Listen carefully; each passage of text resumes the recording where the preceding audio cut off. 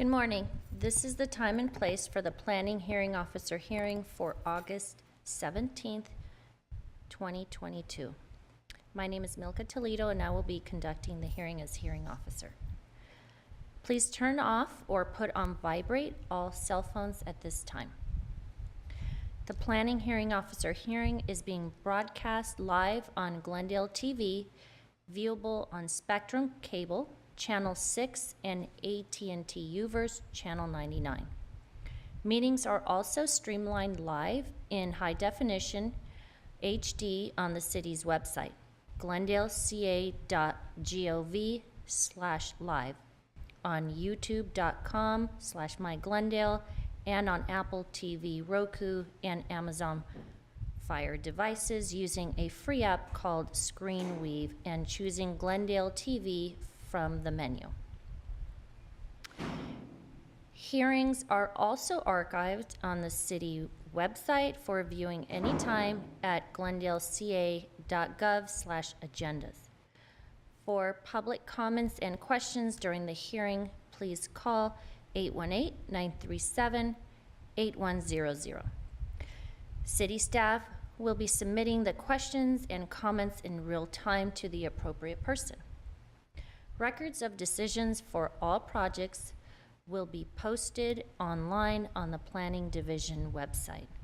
Please note that any appeal of a case heard today must be filed within 15 calendar days of the Planning Hearing Officer decision date.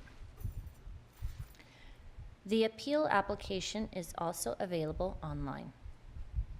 Hearing procedure. The hearing will proceed as follows. I will read the description of the application request. I will read the reports received from other city departments and other letters or communications from interested parties. The case planner will make a brief overview of the case, give analysis, and make a recommendation.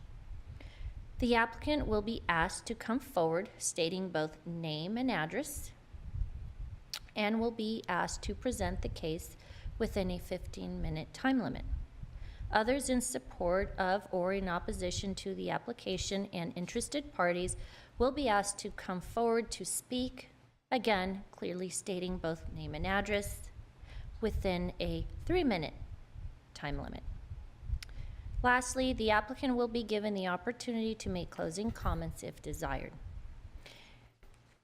And that would be in response to testimonies given by preceding speakers within a 5-minute time limit. The hearing will be closed and the case taken under submission. Findings. If the evidence presented in the application and at the hearing meets the required findings set forth in the municipal code, then the project can either be approved or approved with conditions. If the findings of fact are not evident, then the request will be denied. Decisions. After the hearing, the decision will be prepared in writing and will be in the form of a letter sent to the applicant and to all persons who responded to the public notice either by speaking at this hearing or by submitting written responses and have provided their name and mailing address. The date of the decision will be the date appearing on the letter. Appeals. Under the appeal provisions of Title 30, Chapter 30.62 of the Glendale Municipal Code, the decision may be appealed to the Planning Commission within 15 days of the date of the decision. Anyone wishing to appeal may obtain forms and brochures on the procedures from Building and Safety Section Permit Services located on the same floor of the Municipal Services Building. Public notice. Notification of this hearing was accomplished by the use of public notices which were mailed to property owners located within 500 feet of the subject property, physically posted on the site in question, and placed in the local newspaper. Speaker card. If you wish to speak, please write your name and address on one of the speaker forms which have been provided by the front door and submit it to our planning staff. Yes. Yes. Yes. Okay. I would like to also inform everyone that the official proceedings of the planning hearing officer's hearing are recorded as part of the public record. Today we have one case scheduled, and that is variance case number PVAR 2208080. The applicant's name is Herb Wiedkind, and care of Precision Crafts, Inc. The address is 3915 Altura Avenue.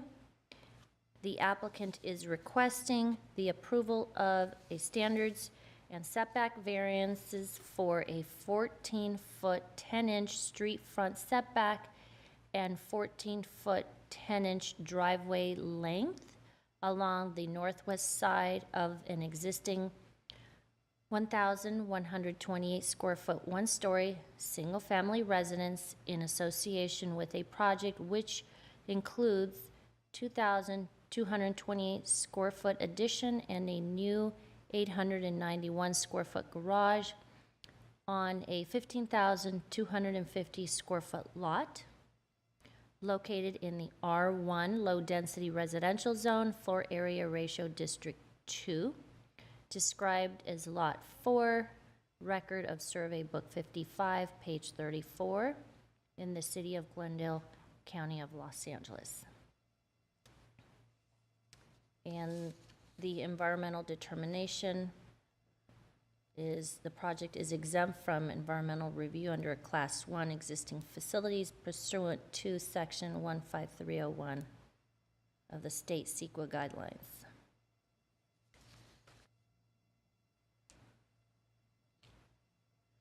So at this time, I would like to go over some of the correspondence that we have received to date. And since there's, according to the file, there's some history on this, so it's already gone through the plan check process and all that, so it's already been reviewed by other cities' departments. So I will jump straight to some of the correspondence. We have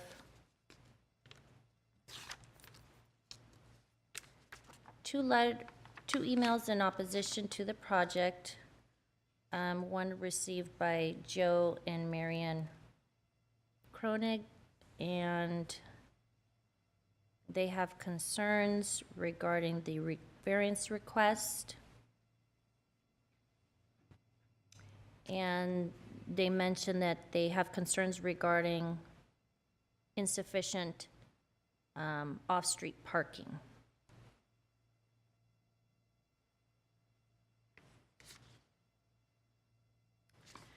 There was another letter in opposition from a neighbor, David Scott, and they have some concerns regarding construction activity, an existing fence that's currently there, and concerns over the request being potentially too close to their property and potentially blocking sunlight. And then we have letters in support. I received one from Robert Revson, Toral Groven, and Hirsch Patel. Kevin Holland.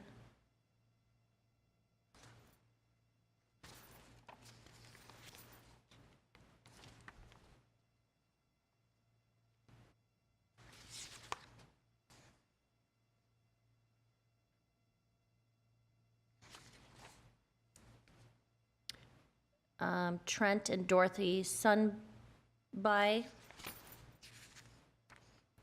Richard Sill and Karen Sill, Eric Strom and Jennifer Strom, Alan Weinfeld, Matthew and Donna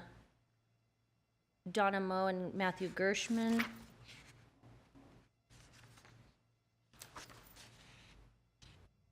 Tanya Vadesian, and Carly and Sonho Lee. Those are all emails in support of the variance request. So at this time, I would like to turn it over to our case planner, Sadie Gropin, and she will provide an analysis and overview of the case. Thank you, Ms. Toledo. My name is Sadie Gropin. I'm the case planner for this project. As Ms. Toledo mentioned, the applicant is requesting the approval of a variance application for 3915 Altura Avenue to complete construction of an addition with a street front setback of 14 feet 10 inches and a driveway length of 14 feet 10 inches.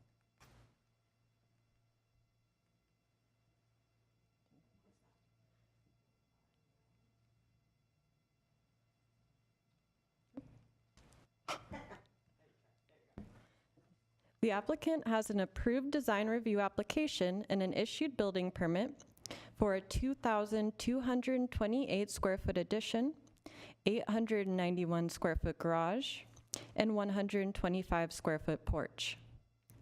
After clearing and removal of the garage, but prior to the foundations being laid, the applicant was made aware that the site conditions did not match the approved plans and that the incorrect dimensions misrepresented the property line, which I describe in more detail in the staff report.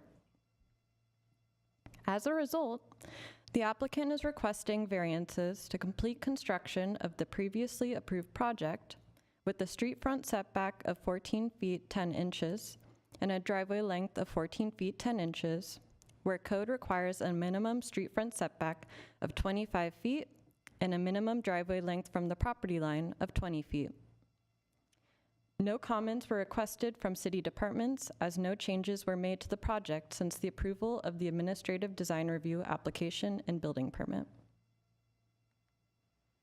The subject site is a triangular shaped lot located in the R1 low density residential zone, floor area ratio District 2. The lot, outlined in yellow, is approximately 17,800 square feet in area, which I just want to clarify. Ms. Toledo had mentioned, I believe it was a 15,000 number. It's actually 17,860, just for the record. Thank you. With a 10-foot wide drainage easement, with the approximate location indicated by the blue diagonal lines of about 2,100 square feet in area running parallel to the entire eastern property line.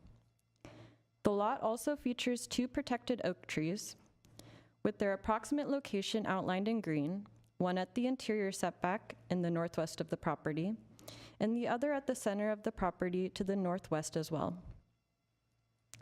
I want to mention that through the administrative design review process, the property received an indigenous tree report and tree permit through Glendale Public Works and is noted as a condition for this variance.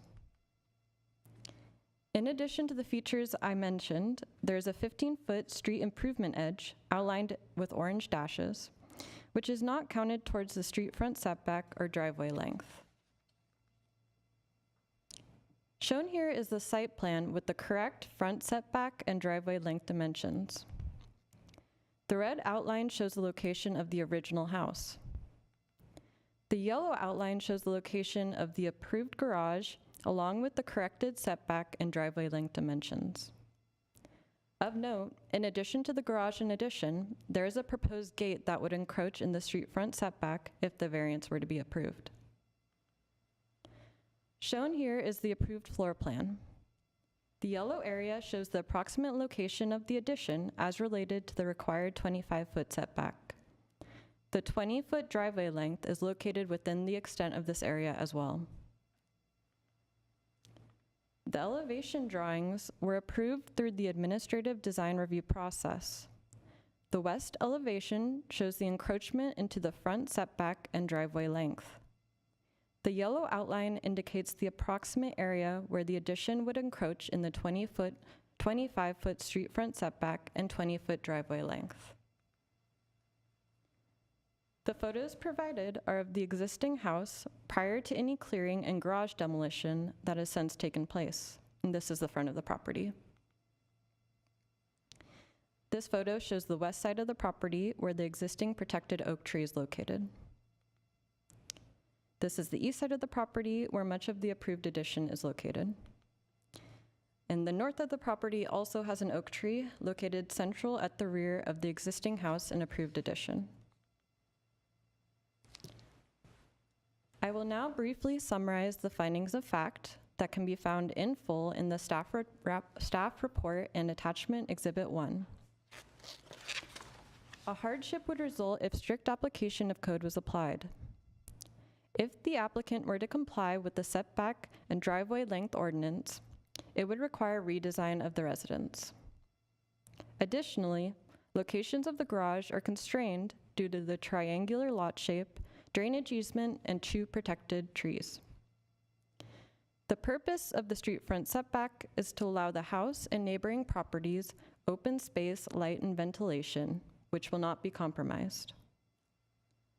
The purpose of the parking ordinance is to ensure sufficient off-street parking to minimize parking congestion on public streets. There will be enclosed parking in the approved 3-car garage, and the driveway will be sufficient for temporary parking and ingress or egress into the garage. There are exceptional circumstances that apply to this property. As I mentioned, the lot is triangular in shape with a 10-foot wide drainage easement and 2 protected oak trees, limiting potential garage and addition locations. Any modifications would result in complete redesign of the project and additional complications as described in detail in the report.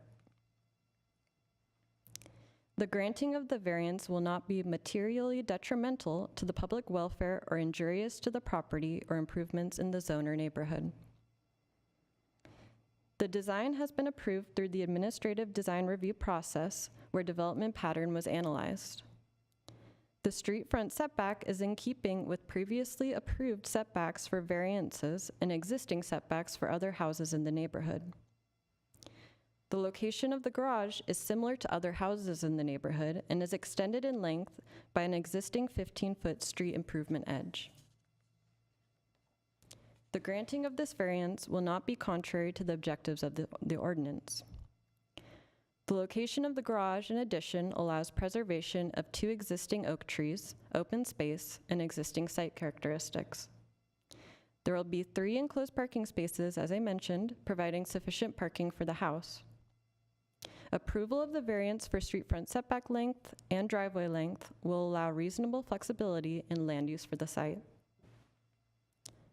For all of these reasons and more, as fully described in the staff report, staff believes the required findings of fact for granting of variance approval have been proven to be true, and staff recommends approval with conditions of the variance request. And that concludes my presentation. I'm available for questions if needed. Okay, thank you, Sadie. Could we go briefly back to the site plan and just point out the location of the easement? Okay, and the 2 oak trees, just for the viewers. So let's go here. Okay, that's perfect. So the easement is located along the east side of the property. Correct, and you can also see it right there. And maybe this is a little bit easier to see with the dashed lines. That's where the easement's located. The oak trees are outlined in green in this site plan as well. Those are both protected trees. Which will remain. Correct. Okay. Any other oak trees proposed to be removed? No other oak trees on the site. And can you go over the square footage of the house again, please? The house, the newly proposed addition, well, it's been approved, that is 2,228 square feet, and it includes an 891 square foot garage.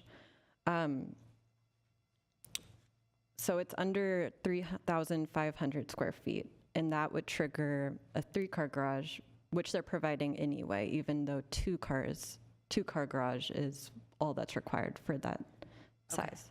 So the project does comply with the zoning code in terms of parking. So the house only requires 2 parking spaces. The project proposes 3. Correct. Okay. Okay. I don't have any other questions at this time. Thank you.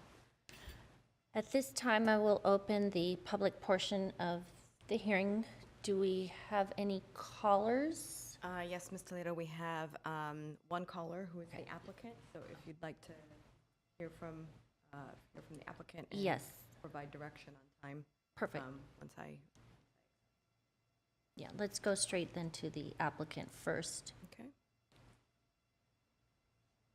Sure, Whitaker. Good morning, Mr. Whitaker, you're on live with the planning hearing officer. Good morning, everyone. It looks like Sadie did a really great job presenting our case for the variance. Again, we have this project all approved and came across a slight deviation in the plans after many, many months of trying to get what the Hollands wanted on the site, trying to work around the various challenges of the triangular-shaped lot and oak trees. Can you all hear me okay? Yes, I can hear you. And if you can just one more time state your name and address for the record. I'm sorry. My name is Herb Whitakin, owner of Precision Crafts Incorporated. And your address? 2441 Honolulu Avenue, Suite 126, Montrose, California, Thank you. 91020. You can continue with your presentation and go over the 4 findings, please. I'm sorry to skip ahead. Yes, so we've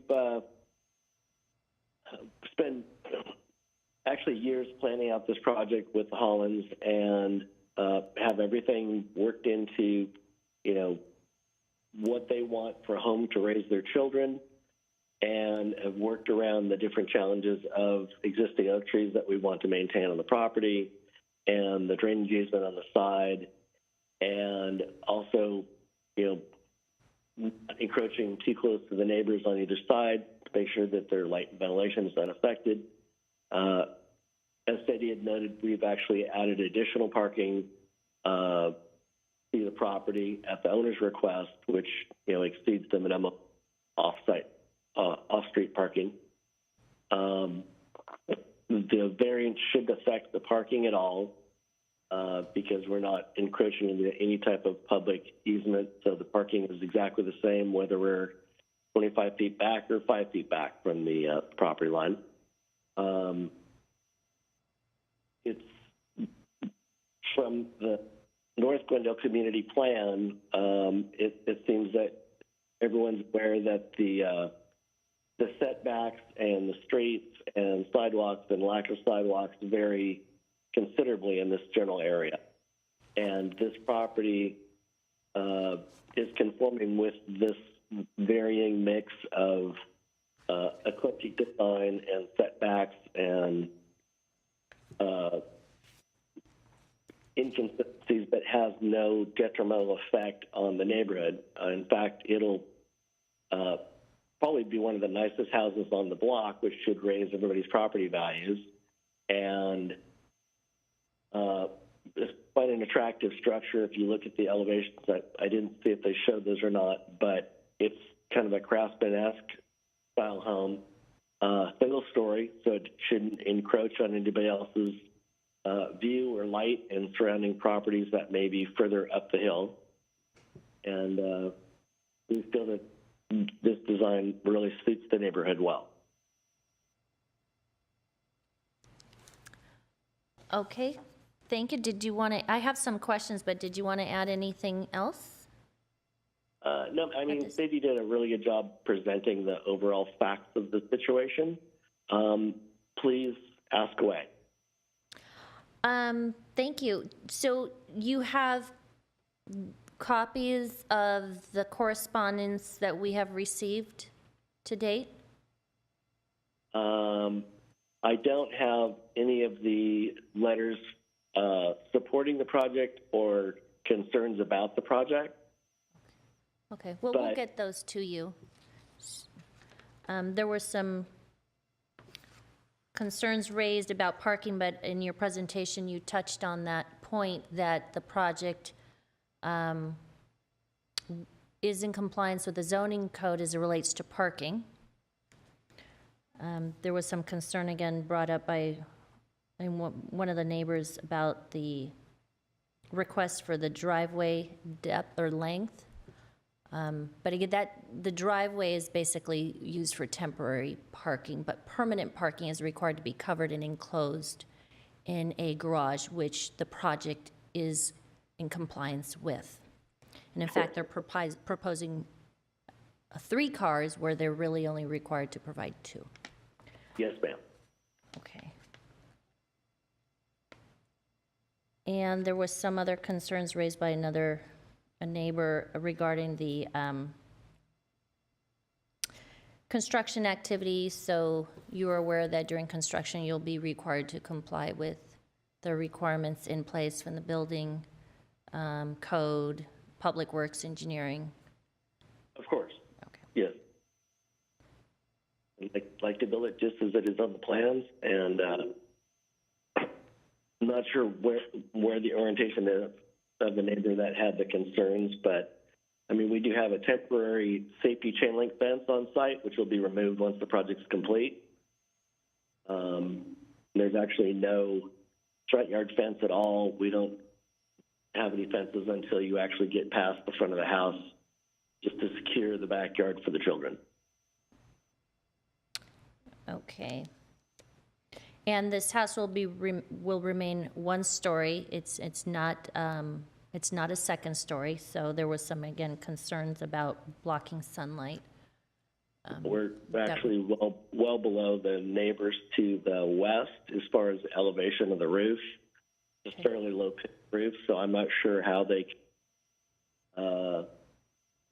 determine that it's going to block light, because it's actually no higher than the existing house that's on the property now. Some of the questions that I have, can you explain a little more how this issue occurred? Was there a survey prepared originally? Were you required to submit a survey for the plan check process? There was no survey required during the plan check planning process.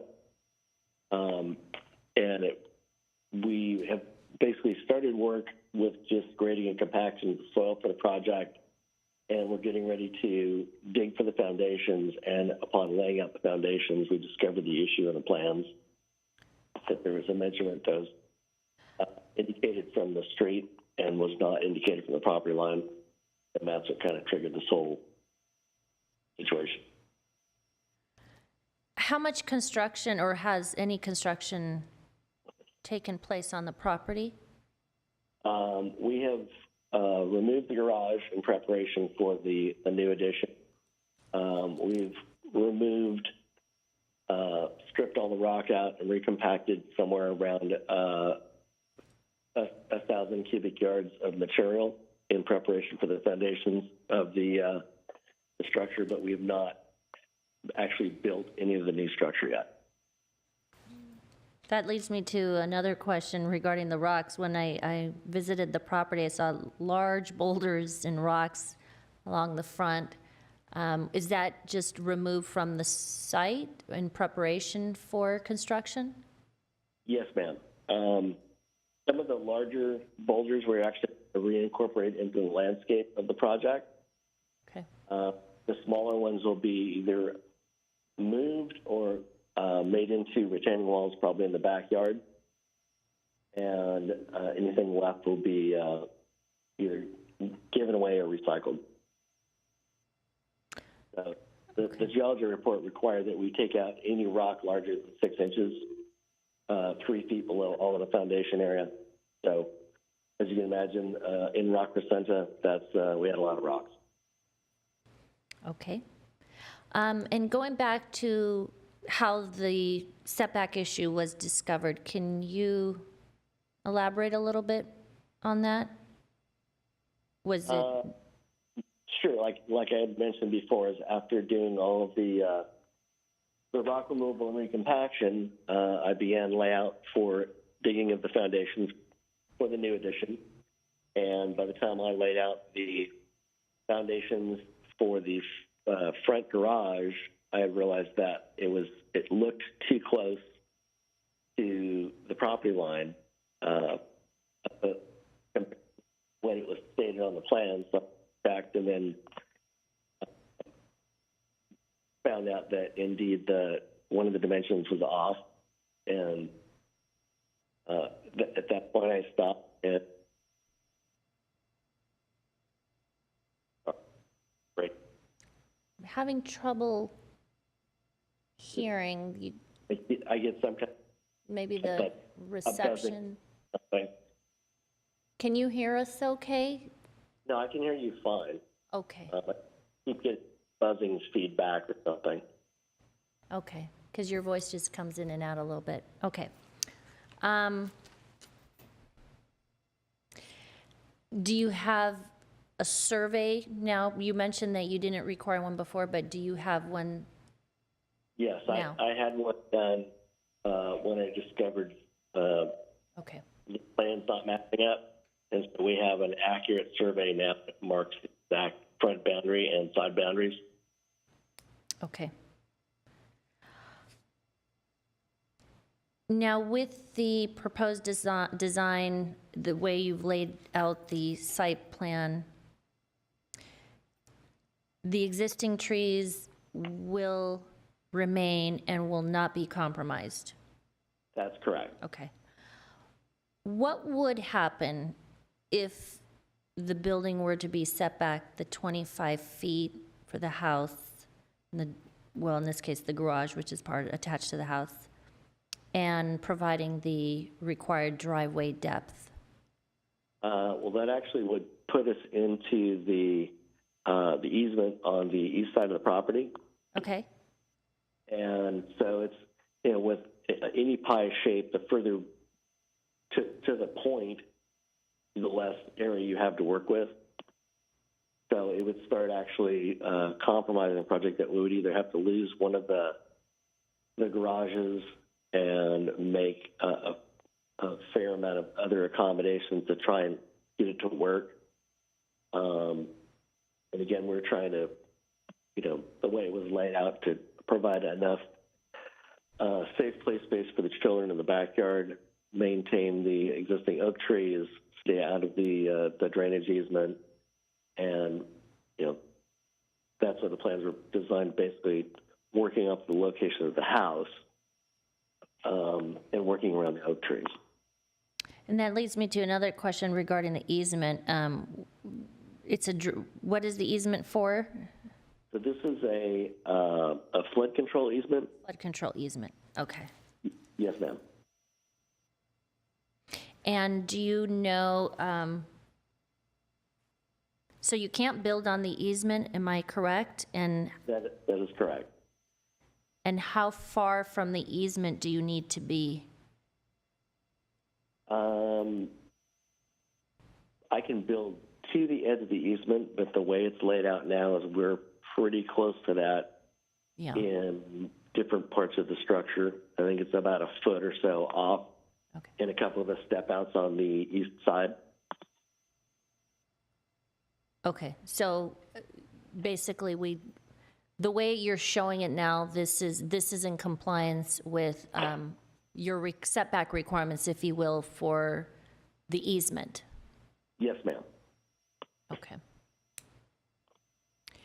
And what I'm seeing is there's a 10-foot distance from the property line, correct, to the clearance? Yeah, that basically indicates the drainage easement there. So it's 10-foot distance with a hatch on it and then a dashed line. So that's a drainage easement. It runs from the south side of the property to the north side along the east edge. And question We're is, not allowed to use that. is there an existing fence there? Because that was brought up by, I believe, the neighbor to the east in their letter, where they're concerned regarding the stability of an existing fence. So is that proposed to remain? Correct. We're not going to do anything with the easterly fence Okay. or the rear yard westerly fence of the west neighbor. We basically have trimmed back bushes so you can actually see the fence now, but there's an existing wood fence that we're not planning on changing at all. Okay. So that, again, I'm just going to emphasize, so the existing fence along the east side of the property adjacent to the easement, perimeter fence will remain That is correct. and not be impacted as a result of the project That is addition? correct. Okay. Okay, I don't have any other questions for you at this time. Thank you. If I do, I Thank you for your will. time. I wish you a Don't happy don't Wednesday hang up. afternoon. So, I'm going to put you on hold just in case the hearing officer has any other questions. No, I'll stay on the line. I'll stay on the Okay, line. thank you. 'Cause I'm sure there'll be questions, but, thank you for your time. Thank you. And I have one speaker, or do we have any other callers or? Ms. Toledo, there No, okay, thank you. So I do have one speaker card, Kevin Holland. And state your name and address for the record. Yeah, my name is Kevin Holland. I'm actually the owner of the property at 3915 Altura. As Herb mentioned, we've been working on this project for years. We started original planning for it when my daughter was still not even born yet. And we just dropped her off for her first day of first grade. So you can imagine how long we've been working on this. I think, we try to come up with a plan that is really in keeping with the neighborhood. The reality is we have a really big difference in setbacks between the properties on the west and east side of us. On the west side, it matches up with our existing house, but on the east side, they've got basically about an 8-foot setback. So we were trying to bridge that in terms of our planning, and I think we did a great job with it. We went back and forth with design review for almost 2 full years in terms of going back and forth on details and trying to come up with a plan that both we loved and that they thought was in keeping with the neighborhood, and we have. We have huge community support of all of our neighbors. Both the neighbors across the street have written letters in support. The neighbor directly to the east of us has also written a letter in support. Numerous other neighbors up and down the street have written letters in support. We've lived there since 2013, and this is supposed to be our forever home. So that we're not looking to make something that's outside of the character of the neighborhood. We're not looking to make something that is going to make all of our neighbors mad at us, because we want them to be our neighbors for like the rest of our lives. And we've tried to keep in keeping with the neighborhood, a single-story house that we can live in with our children for years to come. So I really hope you approve this. Okay, thank you. Thank you. Anybody else in the audience want to speak? No? Okay. The applicant, Herb Widkin, do you have any other? Oh, Sorry. hi. Hello. You're there. Okay, great. I was going to ask, do you have any other closing remarks that you would like to make at this time? Just kind of reiterating what Kevin had mentioned is that, this really is their forever home. It's where they want to raise their children.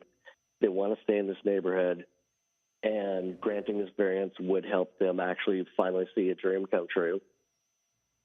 They've worked long and hard and spent a lot of time, effort, and thought in trying to make this home something they would really love. And if we could get this last roadblock out of the way so I could give them that, I'd be greatly appreciative. Okay, and thank you very much for your comments. And just to emphasize, so this project was already reviewed by city staff during the design review, administrative design review process. It went through the plan check process.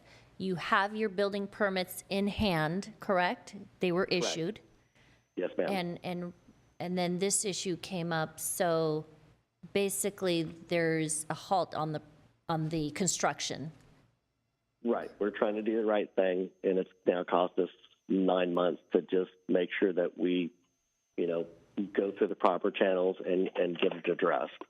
But we really would appreciate it if we could get this approved.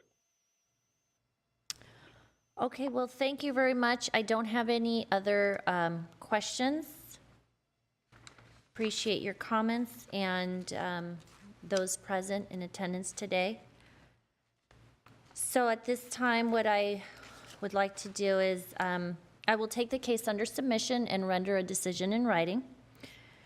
So the hearing is now officially closed. It's 10:17 in the morning on Wednesday, August 17th, 2022. Thank you again all for coming. And again, I will issue a decision in writing. Thank you very much.